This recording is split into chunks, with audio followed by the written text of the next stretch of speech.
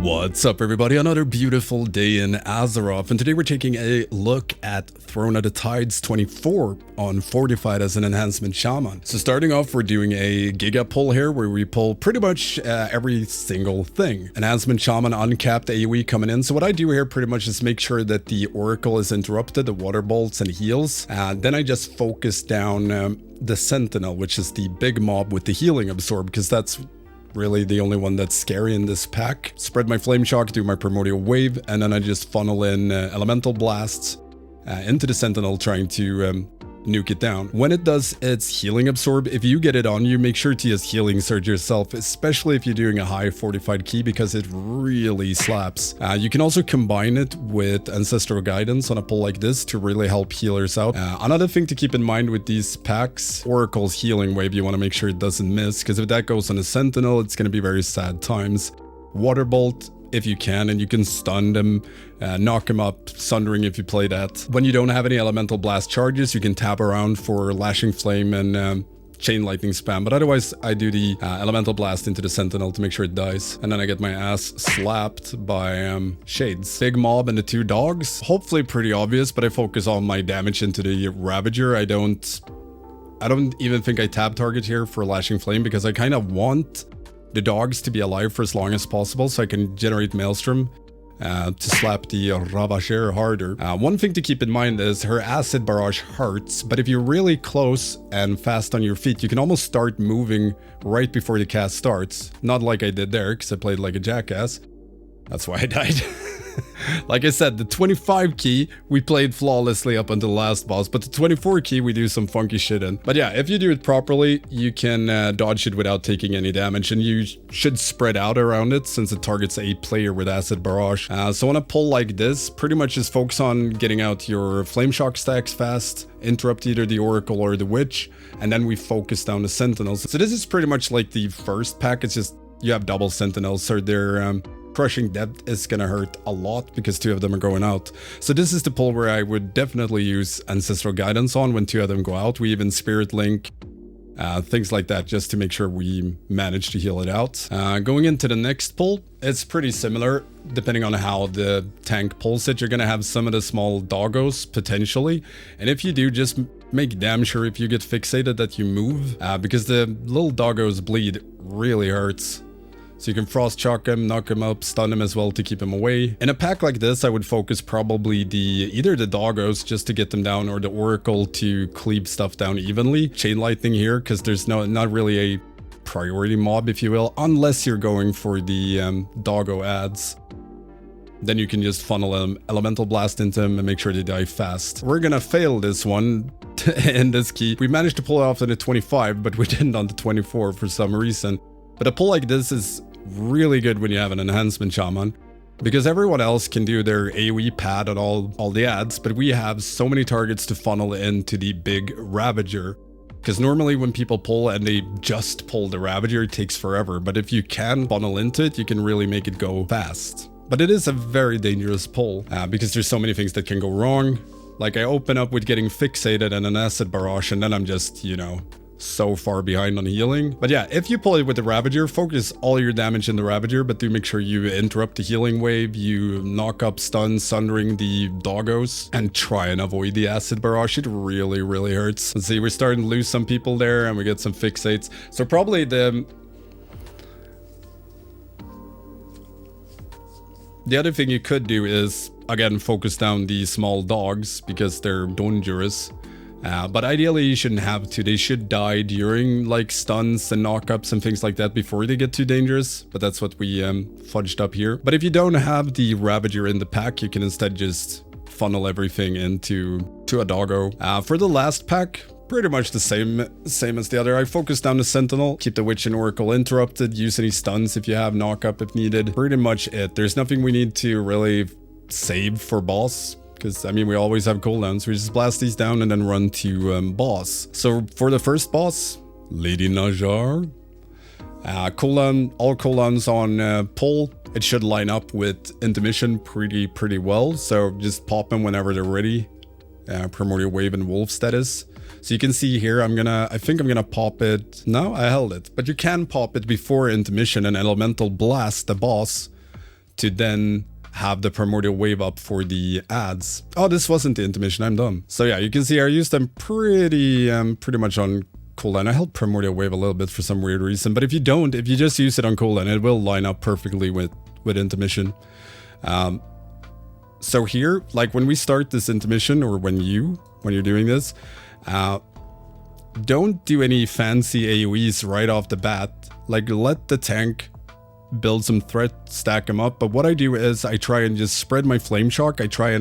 Sometimes I manually flame shock, you know, one of the witches. I'll Primordial Wave the other one and hopefully spread to some of the other ones. You can also spread from boss to all the Murlocs. Like if you Lava Lash boss, it will spread to the Murlocs around. But ideally, you want flame shock on all 3 of the big ads, because the Murlocs will always die. No matter what, they will always die. Like, your damage on them is not needed. But if you can, Primordial Wave all 3 of the big ads and then funnel the damage into the big spear guard, that's a lot better. The witches just need to be interrupted. You can purge their icy veins, I think it is. Didn't really seem needed even on a 24, but you can. But yeah, the witches are pretty safe. It's just a big spear mob you want to watch out for and funnel damage into, and watch its frontal. For this one, if you're playing like a high tyrannical, just make sure you topped before Focus Tempest in case it jumps or slaps you. You can even healing surge yourself, anything like that. Can also pop a cooldown on them, because there's really not much else that hurts on this fight unless you stand in shit, which I do recommend not doing. Another thing for the intermission that you can do is pop Earth Ellie to just help with aggro, because everything jumps around. And it should gather everything on boss as well, or close to. And then tank can just taunt off. You can take away your Earth Ellie if you want to. But it's quite nice to pop at one of the intermissions to just help out. Then we go for Uldthog. So this bad boy, we usually start at the gate to bait the first puddles. Then we move along the side. So we'll see where the first bait comes in. So here's some funky tech we can do on this fight, which I will show you in a bit, or we'll get to it in a bit. Funky Tech Inc. So we bait them there, move close to this. I try and get knocked into a pillar or wall so I don't have to run so much. Then you can see I have Primordial Wave. We can show you, I'll go back a bit if you missed it. So around here, when Primordial Wave comes back, I'm going to pop it on boss. There it is, but I'll spend it. I'll wait for wolves, then I spend it on Elemental Blast. So I still have Primordial Wave, I have 10 seconds left. So my goal here is to Flame Shock one of them and try and spread Flame Shock to all 4. Or 3. So you see now, all these have Flame Shock on them. Then I can just spend my Primordial Wave or Lightning Bolt, get all my haste. But the cool thing comes soon, in 10 seconds. So make sure you have Flame Shock up on all ads, or as many as possible. If you check here, all the ads are dead. But Flame Shock is still running. Flame Shock is still up on them, so we still get everything from Flame Shock. We still get Ashen Catalyst, so we do more Lava Lash damage and have less cooldown. If we Primordial Wave, we get the extra lightning bolts generated and they just shoot down into the puddle, but you still get the haste. So it's very important that you have Flame Shock up on them, because you can see now I'm gonna Primordial Wave soon. So yeah, you see there are no ads up and I still get 32% haste. Because of 4 targets from Flame Shocks. You can get a lot of boss dam just from making sure you have Flame Shocks rolling on the ads when they die. Otherwise, there's not really much to it. When you get knocked back from the festering shockwave, be ready to heal yourself. Make sure to have Earth Shield up. You can pop Ancestral Guidance on one of them to help healers, because it's pretty much the only sketch time. That and when a swarm of ads comes after you. Then we move on to the Gauntlet. Ba-na-na-na. Oh, we survived. Here we're pulling a Watcher into these. I'm not sure why we do this pull. Usually we go the other way, but we went this way, so we'll just start here. Regardless, doesn't really matter what route you take. But we bring the big one to all of the hunters. So for this, I try to have Windrush up for one of the dragons or pull-ins that the Watcher does. So it's easier to run out when you get slammed. And I try to time it so I always have something to cast while I'm running out, be it Elemental Blast or Frost Shock or you name it. So then we just pounce out. There's the Clenching Tentacles, Windrush is up, I go out, Elemental Blast, no, I Primordial Wave as I run out, hit all the targets. So a pull like this, I would focus all my damage into the Watcher, because I'll just use all the hunters and aqua mages for funnel for more maelstrom generation. One thing to keep in mind though is interrupting the aqua blast when you can, but the poison spear the hunters do you can, you know, pop Poison Cleansing Totem to remove it from everyone. So it's extremely good to have Poison Cleansing Totem for these pulls, just to help out. Another clenching going out, running out, casting, running back in. You can help out with the hunters and mages before they jump by, you know, stunning or knocking them up. You can also interrupt the poison spear by knocking them up in the air. So there's lots of things we can do in that pull. So with this, Sentry, Aqua Mages, and Hunters, same thing here. I just focus all my damage into the Sentry, trying to make sure it dies as fast as possible, preferably without killing all of the corruptions during his swell. Again, I don't chain lightning, I just elemental blast the Sentry until I don't have any elemental blast charges, then I will chain lightning. If you have high stacks when swell goes off, just be mindful, just check your stacks and be prepared to heal yourself or pop a defensive. Like, you can survive a lot of swell by spending Maelstrom on healing surges on yourself. Sure, it's a DPS loss, but so is being dead, I think. And same thing here, like, help Poison Cleansing on the Poison Spear if needed. Whenever there's only corruptions, you can just Chain Lightning, Frost Shock, whatever. Pad away. Then we're going up to where we usually start, which is this pull. Usually this pull is with a well, it is with a Watcher as well. We took another Watcher. For these pulls, you want to make sure the Seer, the Seer's Mind Flay is always interrupted. That one hits like a truck, especially on high fort keys. Other than that, you can use knockups and stuns in caps for the minions, the small buttholes, to interrupt them or their pulses. But again, I would focus my damage into the Watcher here, because that's the one with the highest health. You could opt in to go for the Seer, because it can kill you with the beams, the silence beams. But yes, Shadow Smash goes out, run out, cast something while running, back in, smack down the Watcher. This is the one with multiple Seers and small minions. But since you can stun and in-cap and everything, it's quite easy to keep them interrupted. Just gotta watch your feet for the beams. They're very sneaky. It's a dumb way to die. Real dumb way to die. Yeah, right. Here we do a Giga pull, which we fail, I think. I want to remember, but we're doing the Watchers with the small ones. If you have enough DPS, that's a really good pull, because you can use all the small minions, again, to funnel damage into the Watchers. And the minions aren't that scary, as long as you have some, you know, stuns and in-caps. I would probably Ancestral Guidance this pull as well, if you do one of these, just to help with the overall damage taken on everyone. If possible, I have Windrush for Shadow Smash. When there's two of them up, you can usually if you pop Windrush on the first one, it will still be up for the second one, and you can move it with Totemic Projection. But yeah, use the minions, funnel damage into Watchers, pray you live, tell the healer you like him. Hopping into boss, there's some tech we can do. So you see, like, on pull, when you pull the boss, there's 12 seconds until you get Storm Flurry. Two things you can do. You can either Primordial Wave and do 2 Elemental Blasts, and then in the last second when a totem pops up, you'll Flame Shock it and Lightning Bolt. Or you can hold it for a couple of seconds. I'm not sure which one I decided on. No, I just decided to go full tilt on boss, which also works. Like, it'll line up later in the fight than just not at the start. But the totems are very important that they die fast. So usually when a totem is about to spawn, if I don't have Primordial Wave, I try to have, you know, so I can Ice Strike the totem into an Elemental Blast, into a Frost Shock to do as much burst as possible to nuke it down. Otherwise, I try and time it with, yeah, getting extra haste, but the burst from Primordial Wave on the totem is extremely big. I'm really not sure why I'm not timing it this run. It's so weird. It's a weird run, weird key. Other thing I try and do, Earth Fury, I just try and stutter step a bit. You can try and follow a tank or another melee to not put circles everywhere. If I get Flame Shocked, first of all, make sure you have Earth Shield up. But if you get Flame Shocked and you don't get instantly dispelled, just be very prepared to heal yourself. Just have a...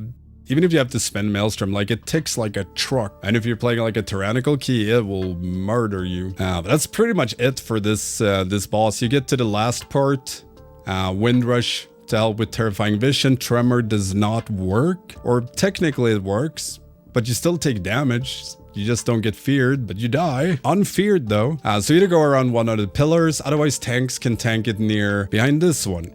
You can line of sight as well. Or that one, depending on where boss is, of course. But tank can tank it near here, and everyone can just move around this one, making it a little bit shorter to run. Also a good phase to pop Ancestral Guidance, unless you needed it for one of the Flame Shocks in phase 1. And then we go for the last boss-ish. We still have some trash left, I think. So we have a gazillion corruptions. Hey ho, uncapped AoE. Here I just try and get my Flame Shock up on as many of the Aqua Mages as possible. But then it's just even Steven cleave him. You don't have to Elemental Blast and pull like this. Just Chain Lightning. Get your second Feral Spirit out as fast as possible so you can get some cooldown reduction on Primordial Wave, potentially getting 2 of them out, which is quite big when you just want to do mad AoE. Ooh, right, and then we get these with 22 stacks, but it's gonna time out before. On a double pull with Sentry, just make sure you have cooldowns, defensive cooldowns ready for double swells. So Earth Shield running, you can pop Earth Elemental, to give you 15% max health. You can see there I have Earth Elemental running, and you can pop your Astral Shift. Yeah, that's what it's called. Astral Shift. To survive them as well. But it's mainly when 2 of them overlap. Like when they're really swelled together, then it's not a swell time. So for the Inky, pretty much just pop everything, cooldowns on pull, and just slam away. Blotting Barrage, I just try and get close to the other people. No need to stack. Then just be ready to cleanse if you get it fast. Otherwise, the second Primordial Wave usually lines up with all the ads spawning. So if I get it back before the ad spawn, I'll pop Primordial Wave into Elemental Blast. Otherwise, I'll Primordial Wave one of the mobs and just spread it to everyone else. I usually keep a lookout, as you can see here, when one spawns far out, like this one here that's a bit back, I try and always keep my eye on it, because it's usually a caster. If one spawns far out, I always try and take the first interrupt like I did there on the Splot, just to get it in, because other people tend to forget it. Spread my Flame Shock, nuke him down, but you can see I don't even target them. I just funnel everything into boss. I use them to get some Maelstrom, get extra haste from Primordial Wave. Otherwise, I just everything into boss. Although not Shaman tech, but like the most important part here is people being aware that they're getting the cleansing beam on them and cleansing. Because you can have the whole room cleared 24/7 as long as people with beams are fast with it. So you can always position yourself near the ink right before beams go out. So in case you get it, you don't have to do a little victory lap walking around. You can just instantly start cleansing stuff. But yeah, that's pretty much it for this fight. Like the biggest tech is just trying to line up your Primordial Wave with the ad spawns that are coming. Interrupting the far away one, funneling everything into boss. You can see Primordial Wave there, spread it, bam, everything dies, nuke down boss. But the hardest part is when you kill the ink, because then the most important part is you got a pad on the boss with the damage increase to, flex your muscles. So, save all cooldowns and Bloodlust for that so you can really top damage. And that's pretty much it for Throne of the Tides 24 on Fortified.